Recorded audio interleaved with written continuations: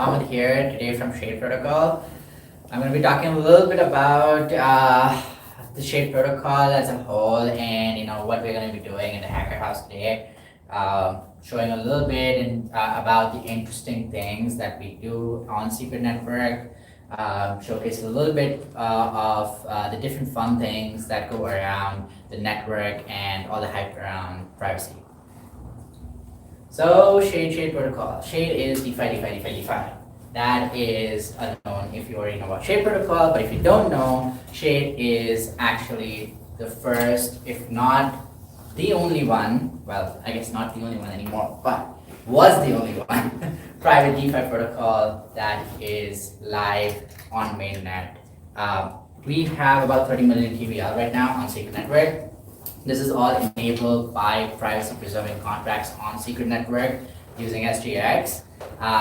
And I want to talk a little bit about why Shade Protocol uses this as a baseline. So let's talk about what Shade Protocol focuses and what's our vision really here. So we want to bring DeFi experience that is available out there to privacy networks like Secret Network, because what we need is private DeFi because of the need where we have this aspect of all the data that's on chain is public by default, and second we come to Secret Network, it's private, and this is the key fundamental thing.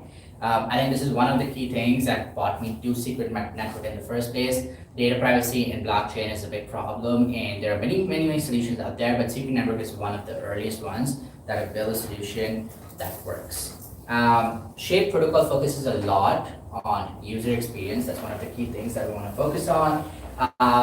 Obviously, we have built out all of our DeFi primitives and are still building out and finishing all of the different products on Shade. There's also a key thing we talk about Shade as a liquidity hub, really, where we want to attract even public chains, that can come in, rapid liquidity, make it private for their use cases, right? Come on, guys, if you don't think about privacy as a whole, you don't want everybody knowing your address or your Uber driving, knowing all of your payment histories for what you're buying, right? So there is a need for privacy in financials as well. And that is obviously a thing that you already have in your day-to-day lives. Just think about your bank accounts, and now we're bringing this exact same thing to blockchain, and that's what Shade is. One of the key things we have built is Silk, which is a privacy-preserving stablecoin, really. And I think this is the fundamental building block of Shade. We wanted to really bring privacy to the world stage, and Silk enables that. We talk about stablecoins. There are different types of stablecoins, and there are different types of models of stablecoins. Silk is a fully collateralized stablecoin built on Secret Network, and because it's built on Secret Network, it enables privacy, right? So if you go and transact Silk one-to-one, let's say I want to send Austin here today 5 Silk for payment of any food. I do that on blockchain, and it's fully private. It's known only by him and me, and anyone we report it to, basically, right? So there's no way any third party would know that, and that is a cool aspect of it. Now, Silk is a flagship project of Shade, and we have been building this for close to 2.5 years. If you count the designing phases, all of that, and the ideation, probably closer to 3. So this has been one of the fundamental building blocks of Shade. This is where we want to bootstrap and build out the connection streams to all the public blockchains out there, and we want to bring this back to privacy. Secret and privacy infrastructure. I guess since we've been building Shade Protocol, everybody knows, there's a lot of things and tweakings that's required to be working on a privacy space.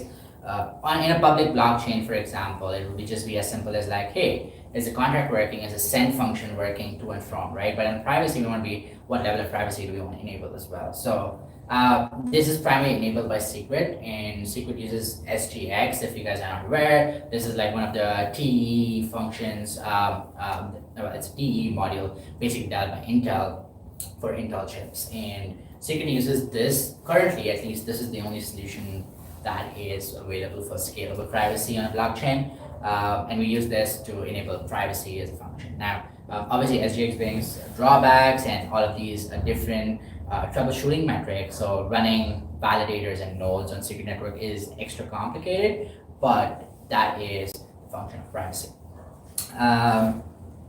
Even in the Shade protocol user experience, when we talk about that, it's really about like bringing secret network infrastructure to Shade protocol at the same time, since Shade is secret, obviously. So building clusters, nodes, and help with the community, that has been possible, but there is definitely much to be built on the SGXNT side as well to make it more efficient.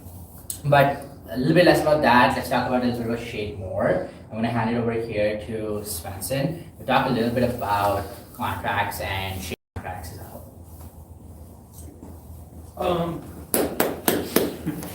Hi guys, I'm Jack. I'm the lead contract developer for Shade. And one of the biggest problems we have at Secret Network is the user experience. Because with transactions, you know who the user is sending the transaction, so there's no extra information needed.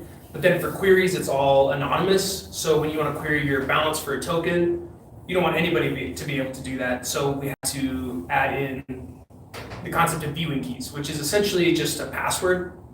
But then the problem is you have to set your viewing key for all of these different tokens, and you have to know what that is. And when it's managed by something like a wallet, now maybe the website you're using doesn't know your viewing key and it needs to show your balance. Or if you go to a different device and set your viewing key, now the previous device's viewing keys are all bad and can't get your balances anymore. It turns into a real mess, and there isn't a lot of room for the user experience to get worse on the blockchain as it is. So one of the things that we've done is we have we would call a query authentication contract that is a centralized contract that can validate your viewing key across many contracts. So we integrated this to all of our products, like our lending platform and our swap and our staking contracts, so that you set one viewing key for all of these and it works on all of them. And it saves you the headache of having to go and click create set my password on all these different contracts. We would like to integrate this with the SNP20s. The issue is that since there's already a standard set for those, violating that causes issues with support from other sources, namely like Kepler, the wallet that we use primarily. They would have to write new code to support that, and it just, we can't also expect then other SNP20s from other products to use it. So, the SNP20s are falling behind a little bit in that sense, but we're working on it because, as any of you know, that it can be painful for the power users, for the knowledgeable users. So now you want normies to come in and use it, and it can be a struggle. But we're working on it.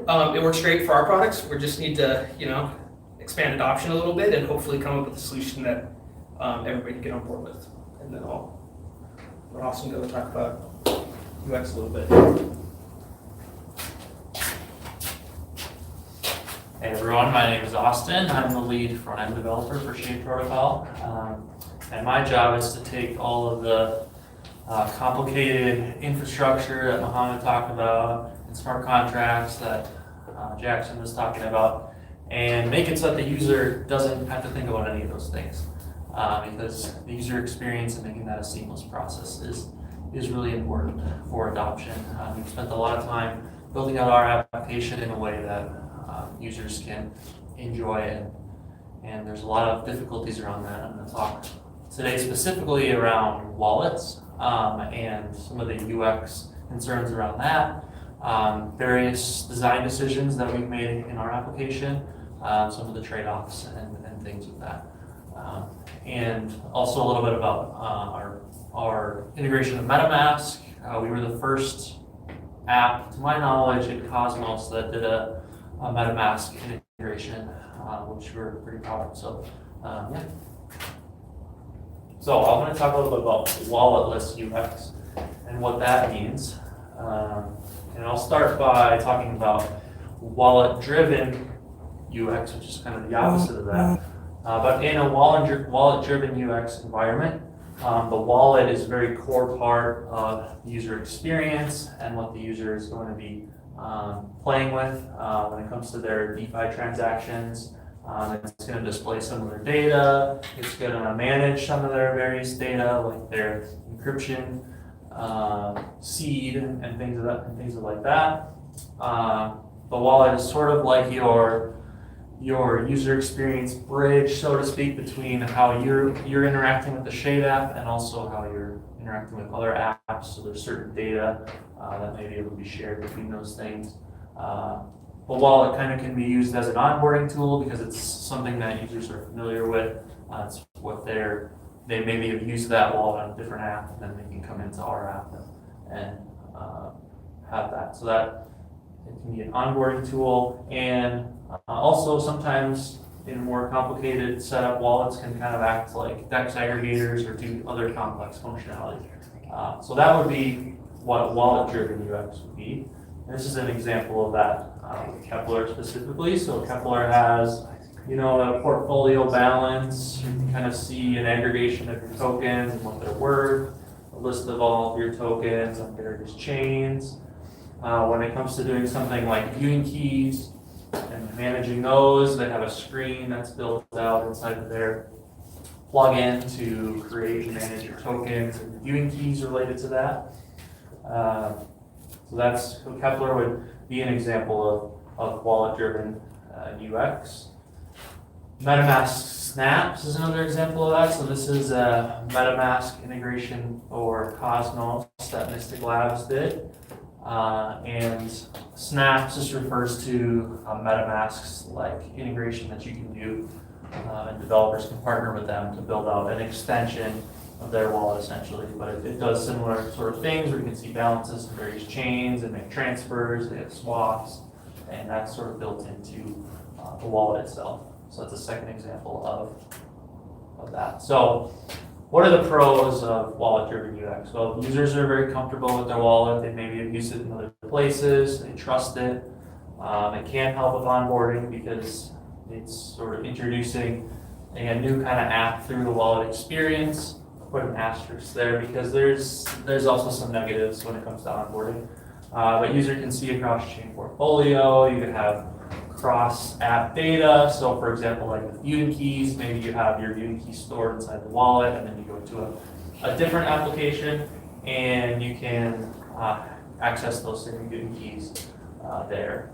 And users can sometimes generate value without actually going to your site. So if they're using a cross-chain aggregator or something, they're interacting with your smart contracts, even though they might not realize it. So that would be pros. But on the cons, every single wallet has to build out their own custom UI to manage these various things. So there's certain features that are really, really difficult to implement. So example, when it comes to viewing key creation, every single wallet provider has to build out the interface to manage those viewing keys.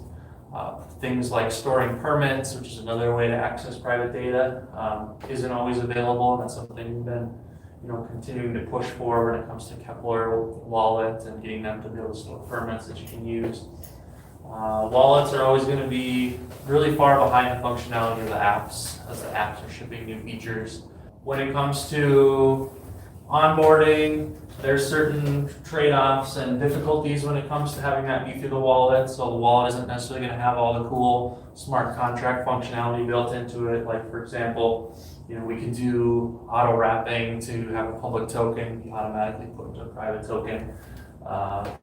And there's things like adding a swap as a part of the bridge that are cool things you can do on a smart contract level that wallets might not be able to handle. And also the infrastructure to support all these various chains and all these tokens can be a problem at times. Anybody that's used Kepler and has a lot of tokens on a lot of different chains knows it can get quite laggy and difficult to actually work with and send tokens. So that's some of the downsides of wallet-driven UI. So now I want to talk about the walletless UX. So in a walletless scenario, you're using the wallet purely as a method to sign transactions and nothing more. So the app itself is going to handle everything else you normally need to do with a wallet, like sending, displaying that portfolio, managing your tokens, and the user should never really have to open their wallet. They just use the wallet for signing when it pops up to make that transaction. So that's something that we've done inside the Shade app. So here's just a screenshot of our send page. And it's just, similar thing that you'd see in the wallet if you're going to send tokens, where you have to enter an address and there's a field for setting a memo. And they can execute this transaction just like they do any other transaction on our site. And here's our portfolio page. Display of tokens, aggregating the value of your portfolio. And here's another cool example where this transaction we're doing here is just a simple swap, and it shows various information about that swap. But what's actually being signed here is a viewing key transaction, which is kind of interesting. So because I'm swapping from secret into USDC, this blue button here, maybe you can't see it on the camera, but it says view balance, meaning that you don't actually have a viewing key created yet, and you have to normally generate that in order to see your balance. But built into this transaction that's being signed here with MetaMask is a swap to USDC and a viewing key is being set at the exact same time, and the user doesn't realize it. So that's a pretty cool thing that we can do, specifically with the MetaMask wallet, because it's flexible and allowing us to sign and store viewing keys and things, which I'll get into in a second. So the pros of a walletless user experience is that the developers get to control all the aspects that the user is going to have on the app when it comes to managing their data, transactions they're going to perform, and it unlocks some really key features like creating a viewing keys. And for example, with Kepler, we can't actually create a key and put that into the wallet because we're sort of blocked from being able to communicate and do write. Like, we don't have write access into the wallet. So if we were to create a viewing key using Kepler signing, then that viewing key wouldn't live inside of the Kepler wallet, and then there would be missing data there and potential issues with queries. So that's kind of sort of features that we're able to unlock. We can eliminate privacy management from the user experience completely. It can just be something that happens under the hood, and users don't really have to think about it and know that's happening. And then within the app, we can optimize our infrastructure to get the data that the users need. So we can, not necessarily have to fetch all tokens and all chains. We can focus on specific ones or whatever that we need to create that optimal experience in our app. It's not all perfect. There are some certain cons that I wanted to mention with a walletless approach. It is more complicated from a developer's perspective. You have to set up your own viewing key storage and the interfaces you need to manage that. You have to manage your own encryption seed creation and storage as well, because the wallet's not doing that for you. Data isn't really shareable between apps because it's limited to the application itself and the local storage that we're using within the application. And so that data isn't, you couldn't go to a different secret network app and get a viewing key in the same way that we generated there. So it is contained. And wallets sometimes are missing certain features that are important for signing.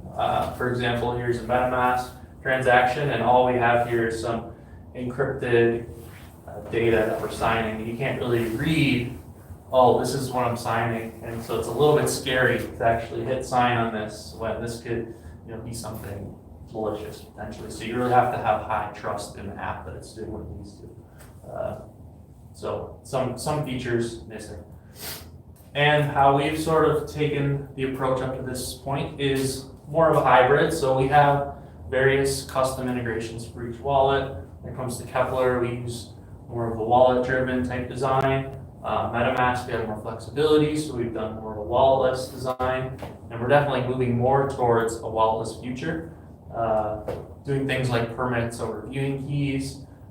Since previously we had kind of taken the mentality of you have to have that viewing key that you can share in multiple different apps, and it's important that the wallet can also have access to that key and display your balances. But as I kind of mentioned, there's certain issues with that don't necessarily make that optimal. And we'd like to push for things like having Kepler, having an API to allow us to actually put keys into the app. We're continuing to work towards that. But I guess kind of my core thesis, I suppose, is that a wallet-driven approach, it's never going to be able to keep up with the fast pace of app development and the many new chains and apps that are launching. And so we tend to lean a little bit more towards the walletless side. And that concludes my part on front-end development and user experience. And I guess just wanted to open it up to you guys if you have any questions about anything Shade related for any of the three of us. Yes. Multi-sig.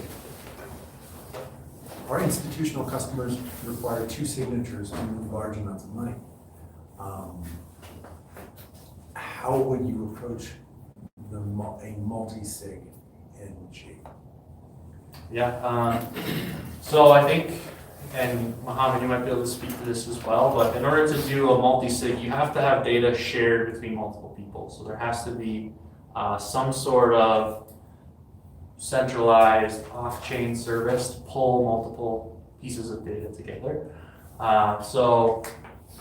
And they're obviously a very important aspect of that would be making sure everyone's data is controlled, private, not necessarily shared in a way that a centralized service could use in a sort of malicious way. So we could definitely build up a user interface to sign multi-sigs and send that data into some service to combine it together or can then be broadcast. So I've seen user interfaces that do this before, and yeah, that's something we could definitely work on if there was demand for it. So, and when we get into things like governance, which is a feature that's coming down the road, that's probably also going to be an important part of executing various important parts of Shade protocol. If governance were to delegate control to a group of people on a multi-sig or something, they want to take some action with the protocol.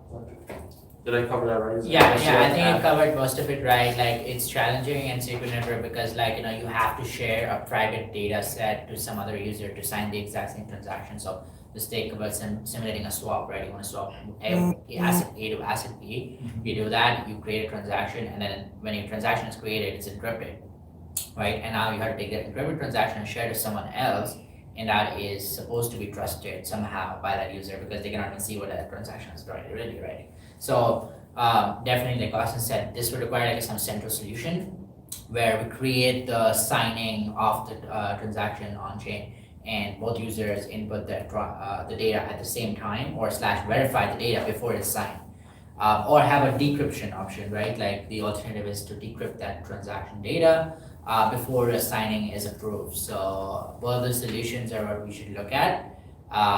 But again, it takes some time for that infrastructure. So demand, if there's a required demand for that, we would be willing to implement something like that. Yeah. Could like a multi-party computation, like an MPC wallet, be like a better or a way to make that more decentralized? Something like the OB Money wallet setup that's coming? Yeah, so I don't know much about the OB wallet, but like Austin was saying with the governance module as well, like you could have like one main address that has the swap being initiated on, and then everybody just signs that through the governance proposal, right? Like a governance vote that this is the correct transaction. That's an alternate way to do it, but I think that's it may be redundant for small transactions. It depends on how big of a scale you want to do this for, right? Like, are there like 10 people in the group or 15 or 100 people? That's when governance kind of will kick in, and that type of solution kick in more. But if it's like 2 people who need to sign and verify this, or 3 people, then a more centralized solution might be a faster route to do that. But yeah, both of those solutions would probably be a case scenario. Yeah, hopefully that answers the question. What has your experience been like working with snaps? So MetaMask snaps, I personally haven't done anything with them to this point. I've taken calls with the Mystic Labs team and learned about some of the things they've done with their Cosmos snaps. I think they're an important part of a full picture of the user experience that we want to create. And so I would love to see secret network focused snaps be developed. And yeah, I think that would unlock a lot of things for users. You know, and what are some of the things you think could be developed for secret that are missing right now with snaps? I mean, I'd love to have Shade's swap specifically be in a part of more and more DEX aggregators, cross-chain DEX aggregators, to try to bring more volume into our app. There's always a little bit of friction with the privacy that doesn't quite fit nicely with the rest of the public chains. And so, yeah, that's something that we'll always be happy to support and provide resources to make that as seamless as possible. Would you say something, Mohammed? I wanted to add on that point was that, you know, we do have secret network looking to like integrate with us, but because the privacy functionality, we always end up using Shade.js as the library, but that's not always applicably useful because not everybody has TypeScript implementation on their end. So they want like a Go setup, or they want like, you know, a Rust setup or some other service they're working. We want to build libraries for every single thing, right? So having like a standardized way that people could build libraries off of might be something more useful in this case scenario. But that's everything I wanted to add. What do you think the number one factor that's holding the Shade team back from a fully walletless UX is?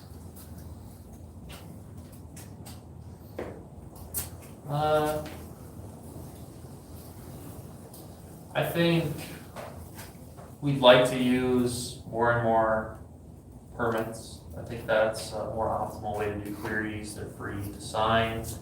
I think there is still some friction around various different types of tokens not supporting permits.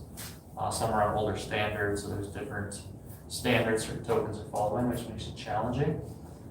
If we can eventually get to a state where every single type of query can run through something like what we have for QueryHop, I think that would be hugely beneficial because you can just have one single method of making queries versus having to define all these different custom types depending on what you're doing. So I think token standards, not all aligning is definitely part of it, and then things like Kepler blocking us out from interacting with it in certain ways also makes it challenging. So those are a couple things I can think of. Going back to the MetaMask snaps thing, I've heard that there's some developments going on right now that are going to allow token balances to be shown actually in the MetaMask UI, so they don't have to open like a separate tab. They're working on that like right now in Denver, the Mystic Lab scene. Awesome. They're having Cosmos Snaps meet up tomorrow. Maybe you guys can attend that too. Yeah, that's a good but information. so if that happens, then maybe I guess it would be like a secret network snap that we would need to build, and then the Shade team could just use that, and you wouldn't need your custom integration anymore. Maybe. I mean, maybe there's still benefits to having that custom integration, so you can view it in the app itself. But for like EVM users, it would be great to be able to just view their Shade tokens or the secret tokens within the MetaMask wallet. Totally agree. I'm glad there's progress being made. Yeah. Or sometimes we're so heads down, just focused on building Shade that we don't always see everything that's going on across the network. So it's cool.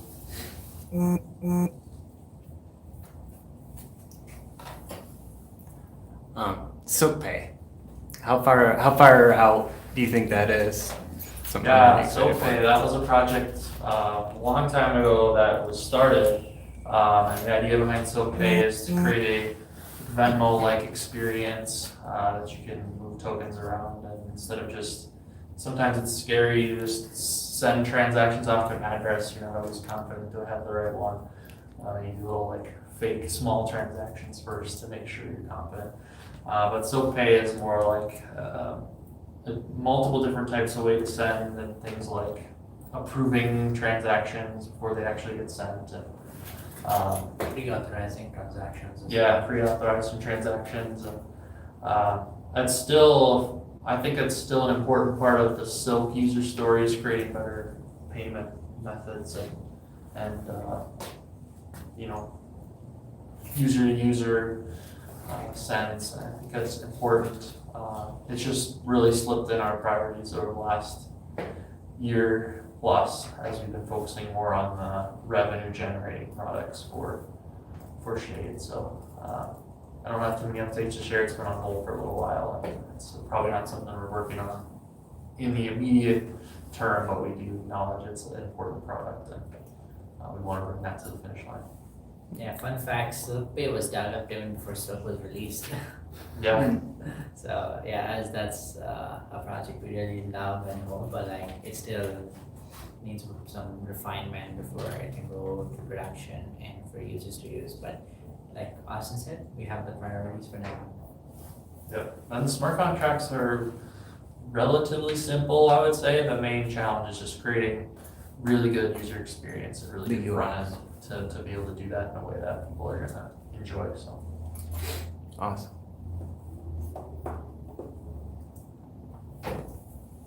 cool. Well, thanks for having us. It's been a joy doing this presentation. So. Yeah,